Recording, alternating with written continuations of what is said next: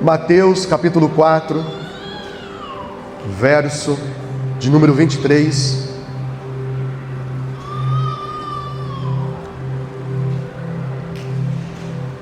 Diz assim a palavra de Deus: Jesus foi por toda a Galileia, ensinando, repita comigo por favor, ensinar, nas sinagogas deles, pregando, repita comigo, pregar, as boas novas do reino, e curando, repita comigo, curar, todas as enfermidades e doenças entre o povo. Feche os teus olhos mais uma vez, por favor, mas mantenha o seu coração aberto e principalmente exposto nesse momento a palavra do Senhor. Maravilhoso Deus, obrigado por essa manhã agradável, obrigado pela semana que tivemos, obrigado por poder me reunir com os meus irmãos e usufruir da comunhão deles. Obrigado pelas nossas crianças que estão sendo ministradas, ensinadas pelos pré e pelos adolescentes. Obrigado pela tua palavra, Senhor. Não teria motivo maior de entrarmos aqui e sairmos e não sermos ministrados pela tua palavra, seja qual idade for. Nós nos submetemos a ela nessa manhã e pedimos que o Senhor fale com cada um de nós, que o Senhor ministre ao mais profundo do nosso coração, e aquele que entrou aqui nessa manhã precisando ouvir a tua voz, se essa for a tua realidade, repita comigo: fala, Senhor, que o teu servo ouve. Amém? Igreja, nós estamos aí numa série de ministrações, de cultos, de palavra, de comunhão, de unidade, e na verdade é um assunto inesgotável, porque Jesus nunca caminhou, nunca fez nada sozinho, a não ser quando ele queria e precisava ter um secreto com o Pai. É o único momento em que Jesus ele faz, sendo homem, não como sendo Deus, de ter o seu particular, de ter um secreto, de ir para o secreto com Deus, com o Pai. Ele, ao subir para fazer isso, ele levava os seus discípulos mais próximos a ele, mas na hora que ele iria falar com o Pai, ele deixava também esses mais próximos. A intimidade sempre foi uma necessidade nossa com o Senhor, mas na maior parte da nossa vida, nós precisamos e dependemos das pessoas. E a melhor maneira que o Senhor, Ele nos ensinou praticando, exercendo, foi servindo as pessoas. Então no domingo passado nós falamos sobre a humanidade de Jesus. Uma das formas mais especiais e mais tocante e profunda de trazer Deus para mais perto de nós, do homem, é conhecer a humanidade de Jesus, saber que Ele sentiu o que eu sinto, que Ele viveu algumas coisas que eu vivo. A única coisa que Ele não praticou e não viveu o que eu e você vivemos e já passamos é o pecado, é pecar. Mas as demais coisas Ele viveu e passou. Então nós aprendemos com Ele, na humanidade dele, de que embora sendo Deus, Ele não usurpou o ser igual a Deus, assumiu a forma humana, a forma de servo, e habitou entre nós, para que o homem fosse novamente reconectado com o seu Criador. Era necessário que a divindade, ou seja, que Deus fizesse isso, mas se tornando humano, mas não um ser humano com uma natureza caída, um ser humano sem pecado. Então ele fez isso, ele nos uniu com o nosso Criador. E ao cumprir isso, ele depois passou a ensinar, ele passou a servir as pessoas. Ele realiza o início ali, quando João Batista, no seu ministério, em Judeia, começa a pregar que o Senhor viria e que os caminhos deveriam ser aplanados, todos os vales deveriam ser aterrados e os montes aplanados, porque o Senhor estava vindo. Então Jesus vem para ser batizado, para cumprir também a lei. Mas Jesus, ele vai então da Judeia para a Galileia, e na Galileia de fato ele então exerce o seu ministério. E se tem alguém que pode nos ensinar da melhor forma, é o Senhor Jesus. O que é ministério? Ministério, no original, é diaconia. E diaconia é serviço, é servir. Então, se existe algum ministério, esse ministério ele existe porque existem pessoas e existem necessidades. E esse ministério que é criado, ele deve servir, atender essas necessidades. Então Jesus, ele fez isso no seu início ministerial. Após a preparação nos 30 anos. E há um mistério para nós. O que Jesus, ele fez na sua infância, adolescência e juventude. Logicamente, como um bom judeu, ele se preparou, estudou, mas o fato é que ele, para exercer o seu chamado, o seu ministério terreno, ele foi preparado 30 anos. E às vezes nós queremos e somos influenciados pela nossa geração, as coisas para agora, imediata, fast food. E às vezes nós achamos que já estamos exercendo o ministério. Quem aqui tem mais de 10 anos de ministério? 20? 30? Vou parar por aqui, tá? Para não expor você, para não me expor. Eu não tenho mais de 30.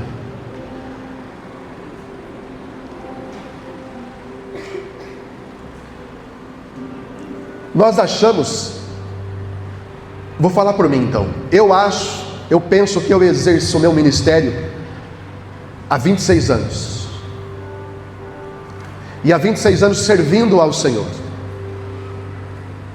para daí, então eu chegar aqui e dizer para vocês, eu sirvo ao Senhor através desse ministério há 26 anos, mas sabe o que eu tenho descoberto esses últimos dias, esses últimos anos? É que eu ainda estou sendo preparado para o Senhor, pelo Senhor. E nós achamos que estamos prontos. E eu digo isso não para te desanimar e falar assim, então eu vou levar 30, 40, não. Eu estou servindo ao Senhor nesses 26 anos. Mas quando eu acho que eu estou pronto para um ministério X, e olho para ele, eu digo, Senhor, eu quero ser um eterno não, porque a gente vai chegar naquele dia, mas até que o Senhor venha, aprendiz. Me ensina todos os dias a honrá-lo melhor, a servi-lo melhor. Mas como é que eu sirvo ao Senhor se hoje, literalmente, Ele não está mais entre nós? Ele não está conosco. Ele está através das pessoas. O Senhor disse que naquele grande dia, muitos vão dizer, Senhor, em teu nome eu fiz, Em teu nome eu curei, em teu nome eu expulsei, em teu nome eu servi, eu assisti, eu cuidei.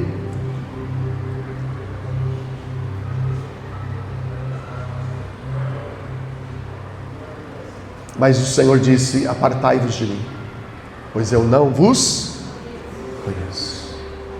Pastor, eu corro o risco então de estar servindo há 10, 20, 30 anos e ser rejeitado pelo Senhor?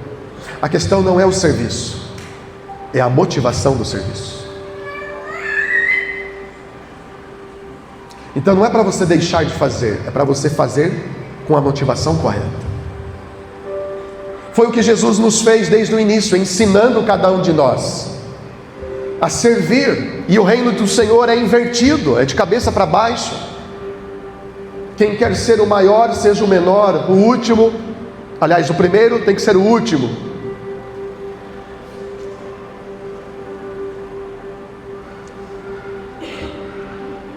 E aqui, o Senhor Jesus passando ali e ensinando como deveria ser feito.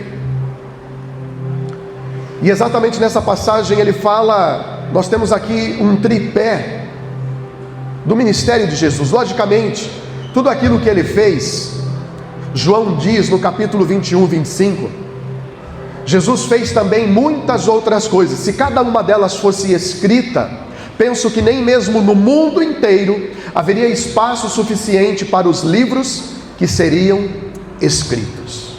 Então não está aqui na Bíblia tudo que Jesus fez quando ele esteve aqui, mas o que nós precisamos estar.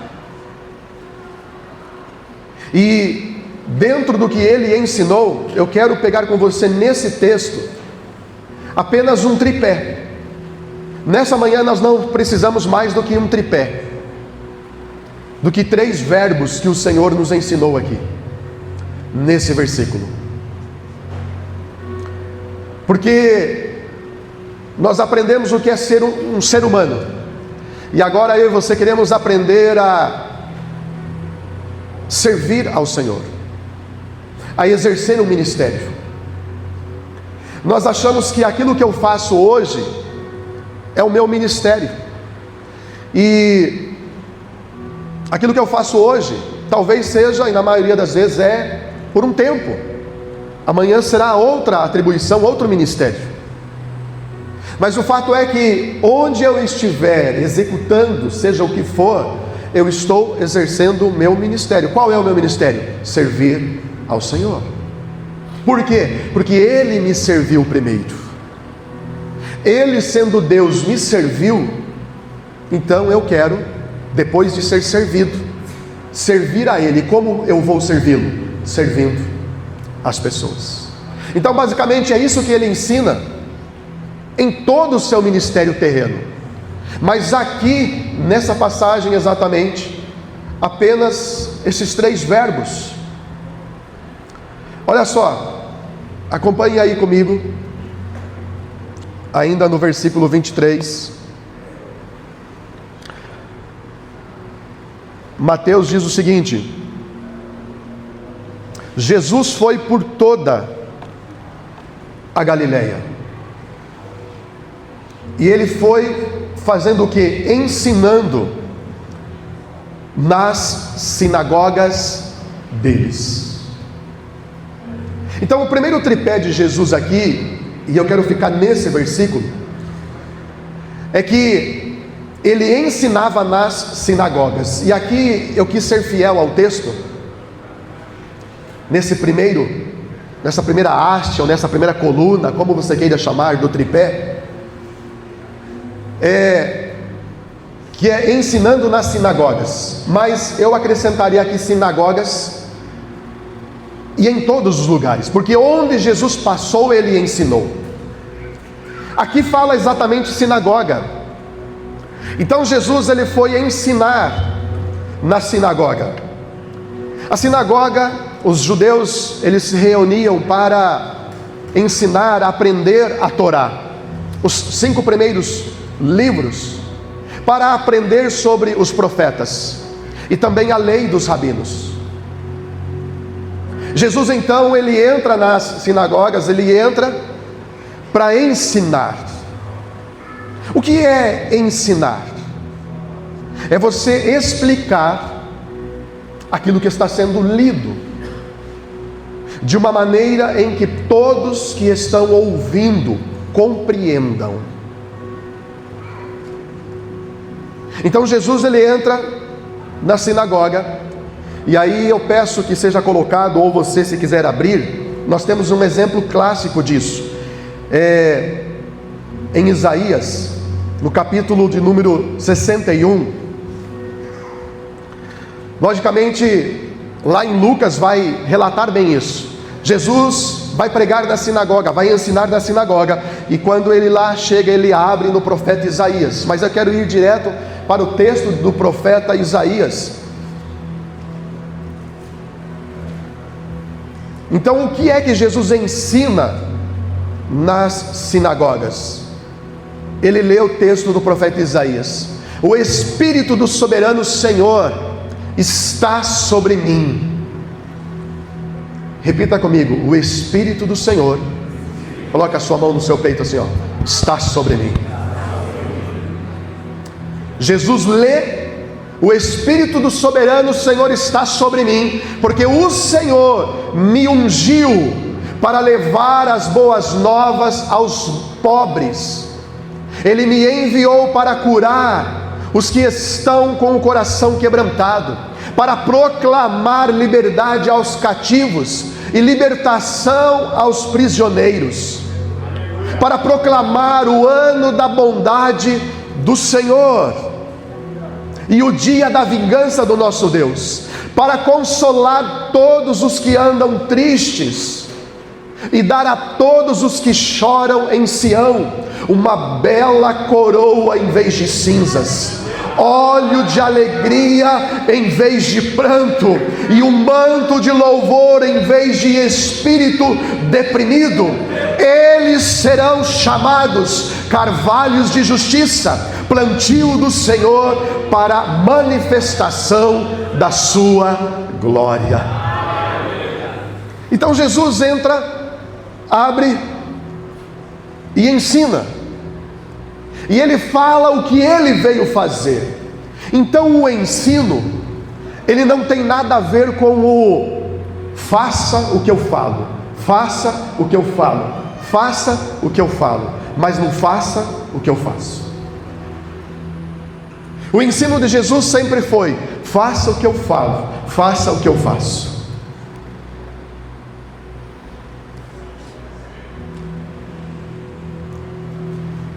Ensinar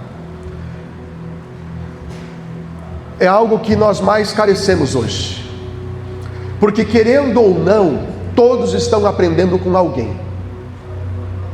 Agora, se eu e você nos posicionarmos em Deus, nós vamos querer ensinar o que é certo, mas também, logicamente, fazer o que é certo.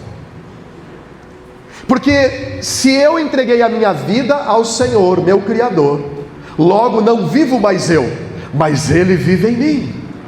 Então eu não posso mais fazer o que eu fazia do meu jeito. Se em algum momento eu começar a fazer do meu jeito, eu preciso voltar ao início de tudo, encontrar-me contigo, Senhor. Talvez seja necessário nessa manhã voltar ao início, naquele dia, naquela manhã, naquele lugar onde você foi encontrado por Jesus. Por quê? Porque a melhor maneira de eu ensinar é com aquilo que eu estou aprendendo. É claro que nem tudo que eu vou ensinar eu vivi, eu passei. Ontem, por exemplo, nós estávamos lá com os homens, num ambiente agradável, numa fumaça agradável, a lenha queimava, a lenha queimava. Nós saímos de lá defumados, mas o ambiente foi ficando agradável.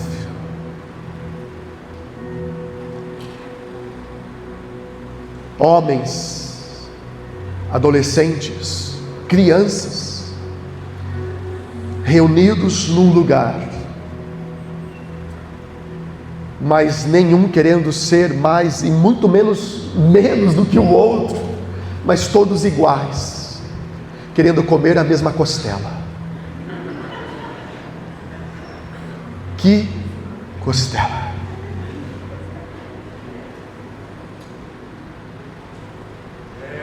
Deus.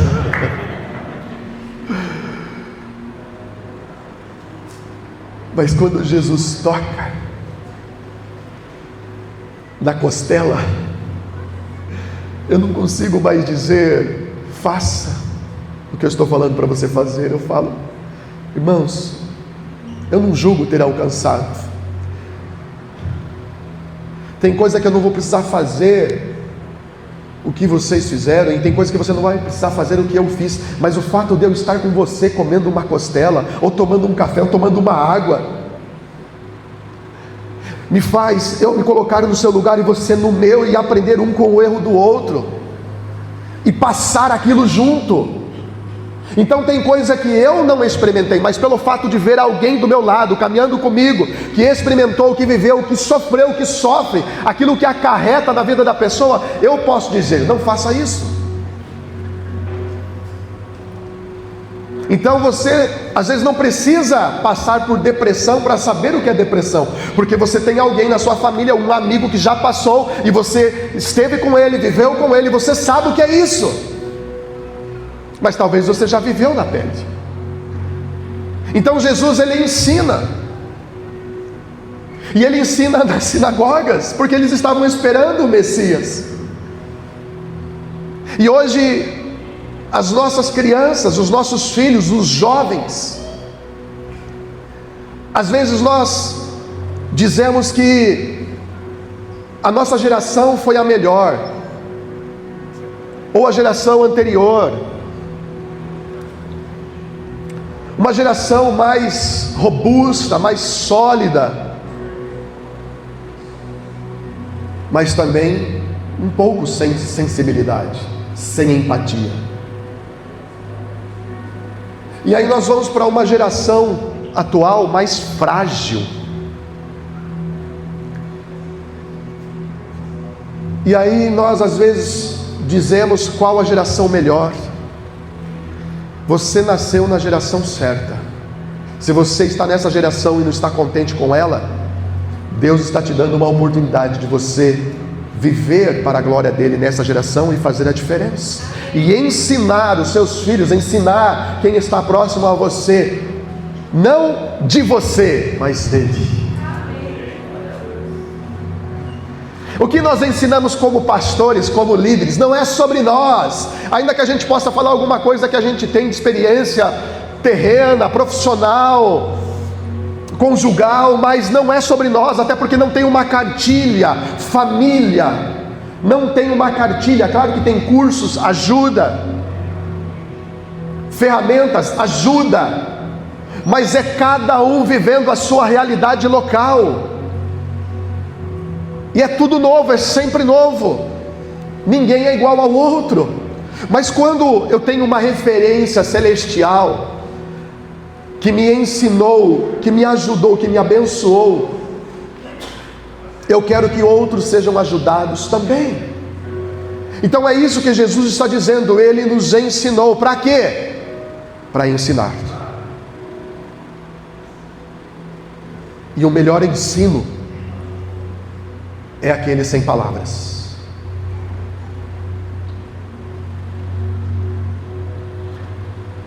As nossas palavras, elas são carregadas de autoridade quando o nosso comportamento reflete obediência.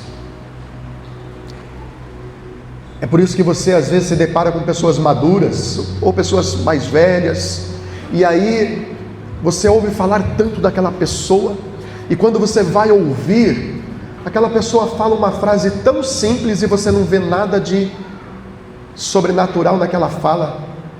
Aí você fala, mas é só isso? Mas o que aquela pessoa representa, o que ela já viveu, quem sabe, quem conhece, quer estar perto de uma simples frase, ela sabe o que aquilo representa. Queridos, assim como uma criança está nos braços do Pai, para ela o lugar mais seguro é os braços do Pai. E eu queria estar ali deitado, porque está confortável ali. O Neidão é fortão, mas vai chegar uma hora que a criança não vai querer mais o braço do pai, vai andar sozinha. Então o ensino acaba porque a criança quer ser independente, o jovem quer ser independente, o adulto quer... Não! Nós estamos aqui nessa manhã porque nós, inclusive eu, principalmente eu, estou aprendendo para poder ensinar. Estou aprendendo para poder ensinar. Estou aprendendo para poder ensinar. Estou vivendo para poder ensinar.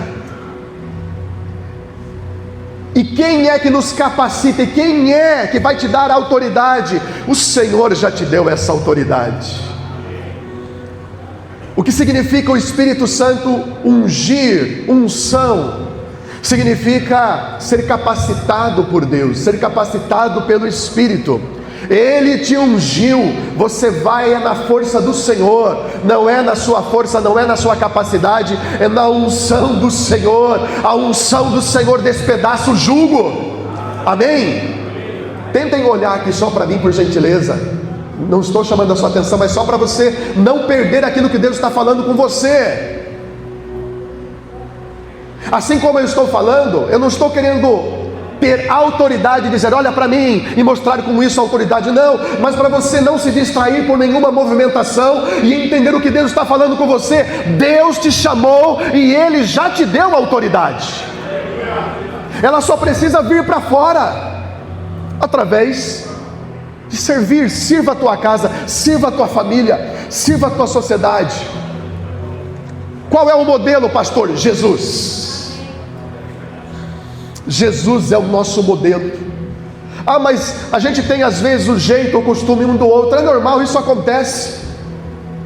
Mas eu estou olhando sempre para Jesus, porque se uma referência terrena ela tropeçar, e pode tropeçar, inclusive eu continuo olhando para Jesus. A minha vida não vai mudar, porque o meu foco, o meu autor e consumador da minha fé é Jesus.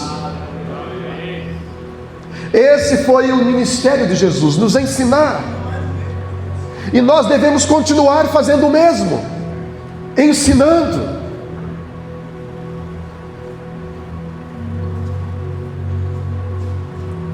Segundo lugar, qual é o segundo verbo que ele usa? Ele veio para pregar. Pastor, mas ensinar e pregar não é a mesma coisa? Pode ser, como não pode ser.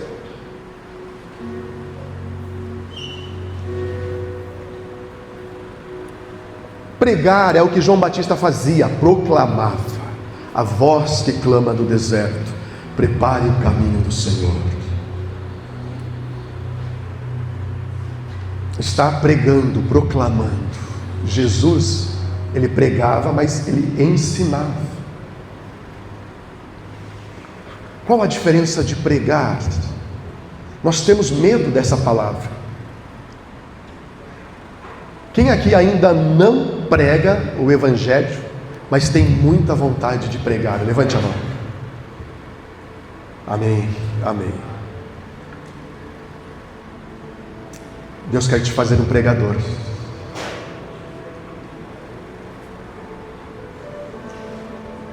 Aquele que aprende com Jesus, a sua vida vai pregar.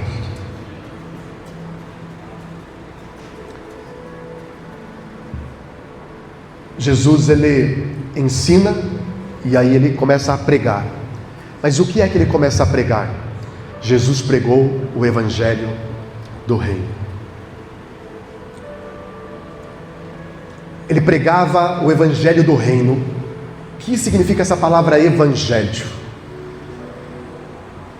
Então olha só, em primeiro lugar eu fui ensinado, amado por Jesus.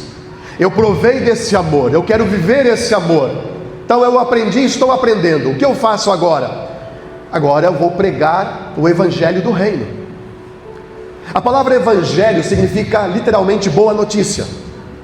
Então quando uma tropa, um exército saía para lutar, Eles não conseguiam, após a vitória, voltar para o seu povo rapidamente. Então vinha um soldado. Esse soldado que era e trazia o evangelho. Porque ele chegava na sua comunidade.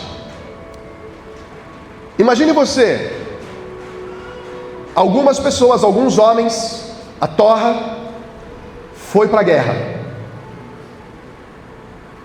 E nós não temos notícia. Nós não, né? Eu estou junto, opa. Vocês não têm notícia dos homens. Como que ficam os filhos, as esposas? Porque às vezes nós pensamos, não, estão lutando, eles se resolvem. Não, vai chegar na sua casa. Então, a curiosidade e o coração apertado é para que chegasse uma boa notícia de que a batalha foi vencida e eles estão voltando. O reino foi defendido.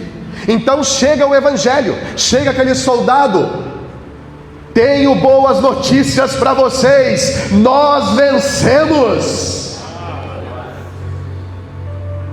Então, pregar o evangelho é dizer: olha, eu tenho uma boa notícia para você. A vida, a realidade está cada vez mais difícil. Família, como está difícil preservar, guardar. Mas eu tenho uma boa notícia para você nessa manhã. Amém. O reino do Senhor está para ser estabelecido, tem sido estabelecido. Essa é a boa notícia, que sobre a tua vida, sobre a tua casa, não vale encantamento. Então o evangelho é uma boa notícia, não é um jargão, não é uma frase de efeito que você aprende e replica. Não, eu vivi, o Senhor está comigo. Ele é o Jeová Sabaote, o Senhor dos exércitos, o Senhor da guerra. Quando eu saio para trabalhar, quando eu vou para a batalha, Ele vai à minha frente. Eu saio e não sei como eu vou voltar, mas eu sei que Ele estará comigo. É Ele. Então eu sei em quem eu tenho crido. A boa notícia é que de alguma maneira, a família, Ele vai te sustentar. Esposa, filhos, eu saio com a bênção do Senhor e a bênção de vocês também. Não sei como será o dia, mas eu entreguei nas mãos do Senhor e Ele vai à minha frente. E se por algum motivo, alguma situação eu ficar ferido e não conseguir chegar, a provisão do Senhor vai chegar. Você nunca pensou nisso? Que você sai e talvez você não volte?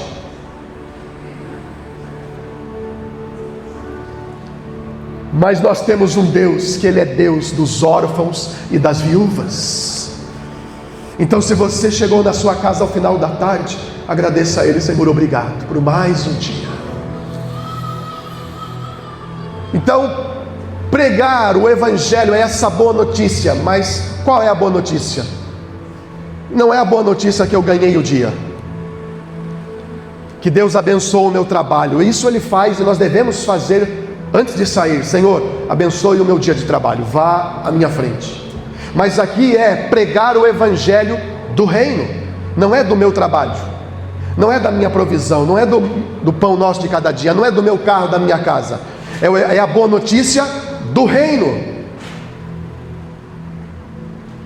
E a palavra de Deus diz o que é o reino de Deus.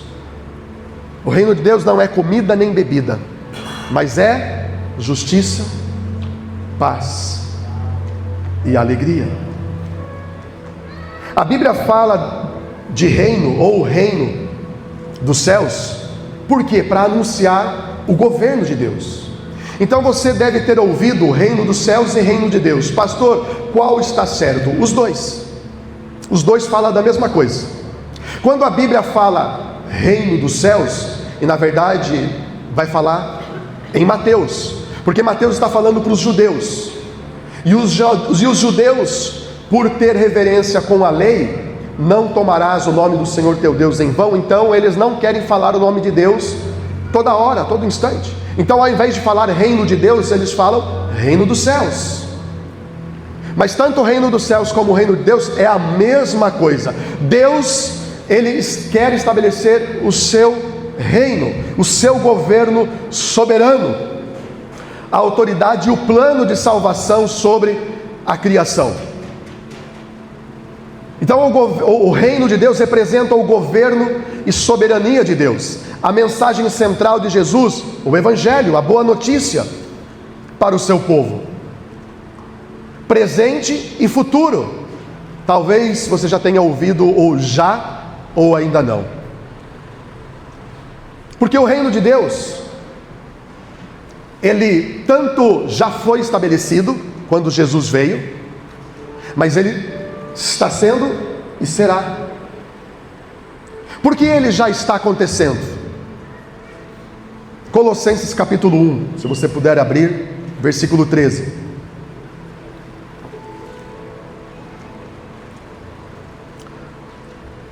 Colossenses 1,13 diz: Ele nos libertou do império. Na verdade, aqui na versão NVI diz domínio. Uma das únicas, se não for a única que diz império, eu acho que é a Revista Atualizada. A Revista Atualizada diz império. Ele nos libertou do império das trevas e nos transportou para o reino do Filho do seu amor. Então antes, na velha natureza, nós pertencíamos a um império. E ele nos libertou desse império, o império das trevas, que tem um imperador. E ele nos transportou para o reino do Filho do seu amor.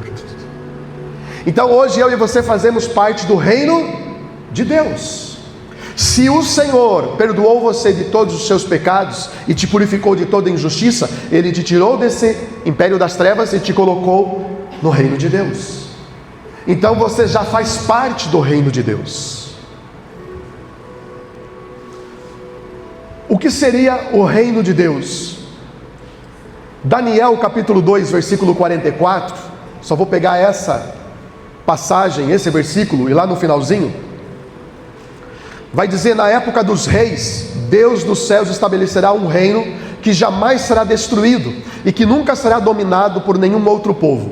Destruirá todos esses reinos e os exterminará, mas esse reino durará para sempre. Então na antiga aliança, no Antigo Testamento, Deus já pré-anunciava o reino, um reino que não teria fim, porque todos os outros reinos tiveram fim, mas o reino de Deus não tem fim. E isso é profetizado no livro de Daniel, quando Nabucodonosor tem um sonho. Ele tem um sonho e manda chamar os magos, os astrólogos, e diz o seguinte: vocês terão que dizer o sonho que eu tive e o que ele significa. Pense comigo. Chama os sábios, os astrólogos. Eu tive um sonho e vocês terão que revelar, falar qual foi o sonho que eu tive e dizer o que ele significa. Eles iriam morrer, inclusive Daniel, que era sábio. Mas Daniel pediu um tempo, orou ao Senhor e o Senhor revelou a ele em sonho. Daniel trouxe a revelação do que ele sonhou e do que significava, de que seria levantado um reino. Esse reino não teria fim. Agora Lucas 1,33, nova aliança: ele reinará para sempre sobre a casa de Jacó, e o seu reinado não terá fim. Então o reino de Deus, ele foi profetizado, ele foi confirmado, e ele não tem fim. O Senhor prometeu isso a Davi, que o trono dele, quem herdaria, não teria fim aquele reinado. Então o reino de Deus é um reino sempre eterno. E onde ele está hoje então, pastor? Aonde ele está? Será que é um país de primeiro mundo? Ainda que nós teremos um novo céu e uma nova terra, e quando fala reino de Deus ou céus, nós imaginamos sermos transportados para um lugar, que nós iremos para um lugar. Mas olha o que diz Lucas 17, 20 e 21. Lucas 17, 20 e 21. Certa vez, tendo sido interrogado pelos fariseus sobre quando viria o reino de Deus, Jesus respondeu: o reino de Deus não vem de modo visível, nem se dirá aqui está ele ou lá está, porque o reino de Deus está entre vós ou dentro de vocês. Olhe para a pessoa que está do seu lado, por gentileza. Se você tem liberdade com ela, coloque a mão, no joelho, sobre ela, no ombro, e diga: o reino de Deus está dentro de você.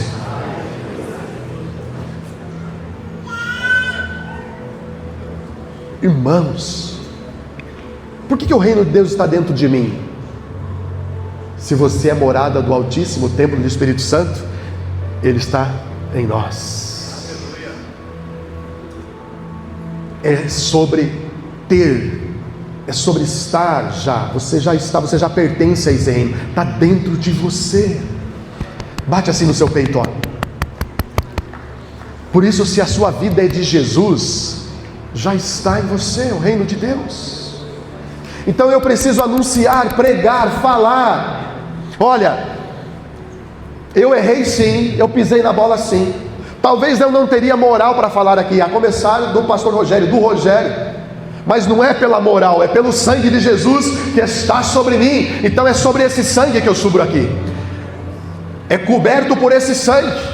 É pelo sangue que eu subo aqui. É na autoridade do sangue de Jesus. É sobre essa unção que me capacita. É sobre Ele que te envia. É sobre Ele que você vai falar: olha, é verdade. Porque, irmão, você tem um lugar que o inimigo se levanta diante da nossa vida, é quando a gente vai falar de Jesus. De alguma maneira vai se levantar na nossa casa, na família, em qualquer lugar. E quando você encontra então aquelas pessoas que você não queria encontrar porque te lembra o velho homem. Eu me lembro disso quando, logo que eu me converti, recebi o chamado pastoral, que foi muito rápido. E aí estou lá, auxiliando o pastor, tá? E aí não era tão cegueta naquele tempo. E aí quando eu olho assim, mas não fiz essa cara, né? Nossa, tinha alguém do passado. Não era nem a pessoa que veio comigo no passado, mas alguém familiar da pessoa. Eu fiquei com vontade de descer. Mas aí quando eu me lembro que eu fui perdoado, eu não vou tentar esconder, eu fiz mesmo. Não me orgulho do que eu fiz. Eu testemunho do que eu fiz em alguns lugares, aonde o Senhor direcionar. Por quê? Porque eu não tenho orgulho nenhum. E não faço do meu velho homem um sensacionalismo daquilo que eu já fiz. Usar daquilo para um sensacionalismo e as pessoas ficarem espantadas. Não. Então eu não me orgulho, mas também não escondo. Fiz, eu confesso, e colho o fruto disso.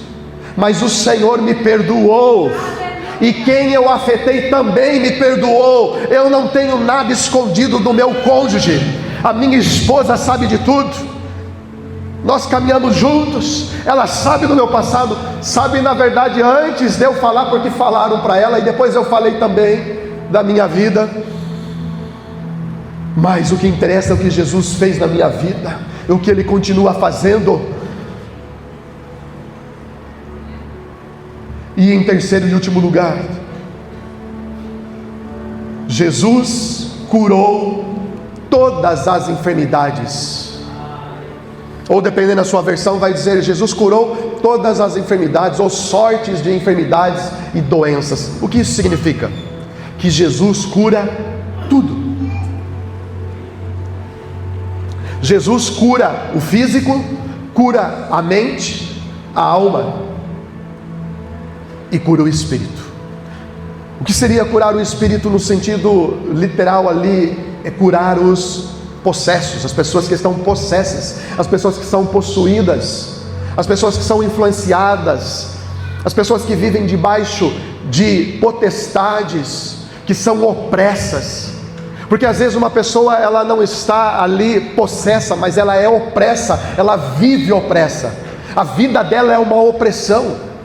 Nós como filhos, em algum momento às vezes, você vai ter momentos de opressão, o inimigo te oprimindo, mas você não pode viver oprimido. Mas existem pessoas que vivem opressas. Jesus veio curar, Jesus veio libertar. Então Jesus curou todas as enfermidades. Significa que Ele demonstrou autoridade divina, total sobre as doenças físicas, mentais e opressões espirituais, agindo como um sinal da chegada do reino de Deus. Toda cura, seja ela física, mental e espiritual, não está em si mesmo. Ou seja, aquilo ali não é o fim. Aquilo ali está apontando para o reino de Deus. Então, se lembre de algum milagre que você já viveu ou viu. Não foi para a pessoa estar bem. Não foi para ela ter mais alguns anos de vida. Aquele milagre estava e aponta para o reino de Deus. Então tudo o que o Senhor faz em mim e através de mim tem que apontar para o Senhor. Não foi o ponto final, não é a chegada. É por isso que nós vivemos muitos milagres, mas não é o milagre que me mantém. O que me mantém, o que te mantém, é viver aos pés do Mestre, é continuar aprendendo dele e com ele. Jesus, Ele continua curando. Em Lucas 11:20, mas se é pelo dedo de Deus que eu expulso demônios, então chegou a vocês o reino de Deus.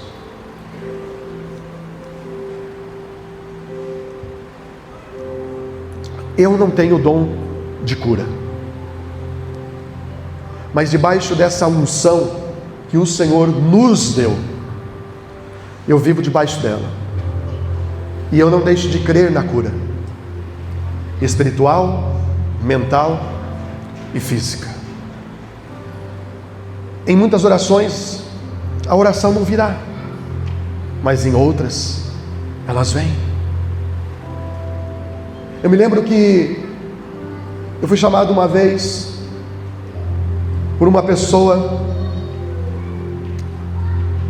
que uma amiga dela do trabalho, o marido havia tido meningite e fazia uma semana que estava internado, coma induzido, e ela perguntou se eu poderia ir no hospital visitar esse homem. E então eu fui. Não conheci a esposa, conheci ela ali na recepção do hospital, e aí nós subimos junto. Interessante que naquele quarto, naquele mesmo lugar, alguns meses atrás, eu fui visitar o pai de um amigo, e eu não pude assim estar tão perto dele, porque esse pai estava acordado, mas eu não fui bem recebido ali, e não é por isso, irmãos, Deus me livre. A esposa que tinha idade para ser a minha mãe, era a mãe do meu amigo, eu fui visitar o pai, ele está internado. Eu não ouvi, ela que me falou depois, na verdade a nora dela, se eu havia ido lá no mesmo carro que a esposa dele, que tinha idade para ser a minha mãe. E aí volto no mesmo lugar. Esse senhor que parecia estar bem, dali teve complicações e ele faleceu. Mas volto no mesmo lugar, meses depois, para uma pessoa que eu não conheço, familiar de alguém que eu não conheço. E quando chego com a esposa diante daquele rapaz no coma induzido, ela entra em desespero, porque fazia uma semana que ela não via ele. E ela diz: pastor, faz alguma coisa. Faz alguma coisa. Irmãos, o que eu vou fazer? Que poder tenho eu? Ela diz: pastor, e é interessante porque nessa hora que a gente vê que a fé de algumas pessoas que não estão entre nós acaba indo além, às vezes, da nossa. Pastor, faz alguma coisa. Pastor, canta. Eu falei, não, pelo amor de Deus. Falei por dentro, tá? Não falei por fora. Eu não lembro o que eu cantei.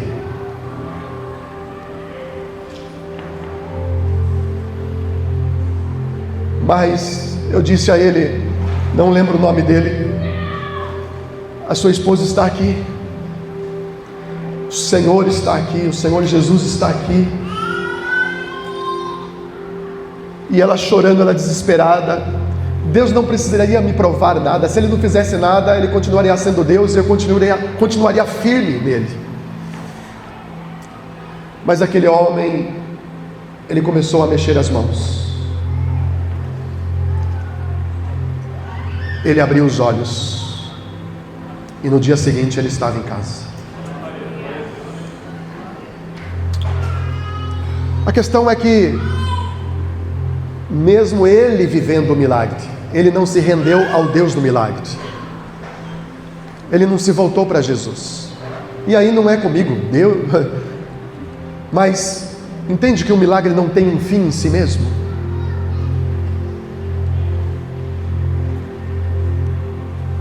Mas o Deus de milagres está aqui nessa manhã. E mais do que estar aqui, Ele está em você.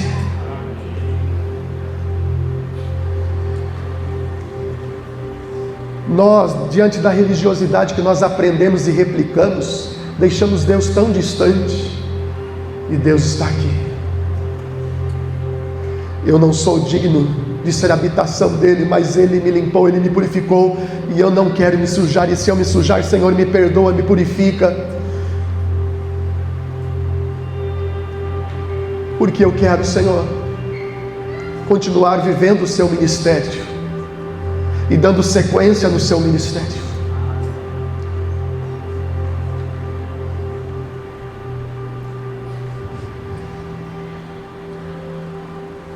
Eu não sei qual milagre Deus precisa fazer na sua vida.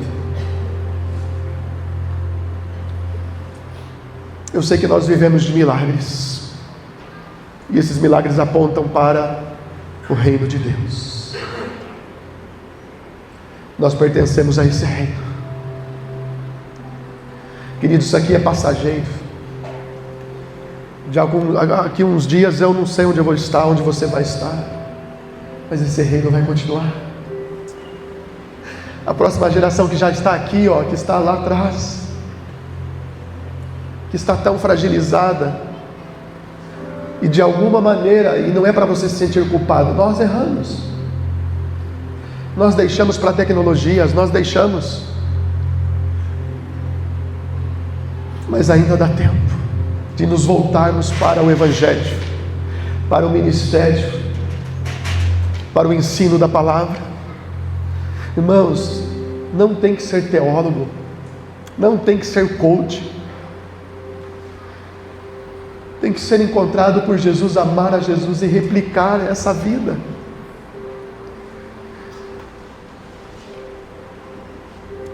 Nós complicamos, nós mistificamos, nós dificultamos a chegada às vezes de pessoas até Jesus. E Jesus é tão acessível.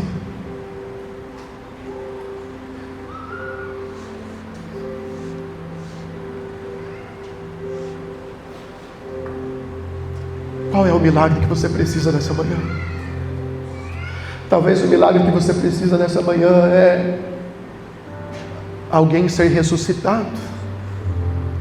E esse alguém seja você. Talvez esteja como ossos secos já, morreu há muito tempo. E o Senhor diz ao profeta Ezequiel: pode por acaso esses ossos voltar a viver? E o profeta inteligentemente diz: Senhor, o Senhor sabe, eu sei mesmo, então você é que vai dizer.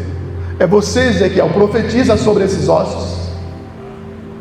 O Senhor nos dá autoridade para profetizar sobre o vale de ossos secos, pessoas que morreram há muito tempo e estão vivas, mas vivas mortas, só geram morte, geram morte, geram morte, por onde passam, exalam morte, mas o Senhor nessa manhã está te levantando. O Senhor está dizendo para você, como disse para Lázaro: Lázaro, Ele te chama pelo nome, vem para fora. Já cheirava mal. Às vezes nós estamos numa cova e não queremos sair dela e já começa a cheirar mal, ou seja, as pessoas falam, as pessoas percebem, mas nós não queremos sair de lá, nós não queremos ajuda, nós rejeitamos todas as mãos que se estenderam e nós às vezes nos vitimizamos, ninguém nos ajuda, e o Senhor já fez de tudo, mas nessa manhã o Senhor te chama pelo nome. Lázaro, venha para fora, ossos secos voltem a reviver.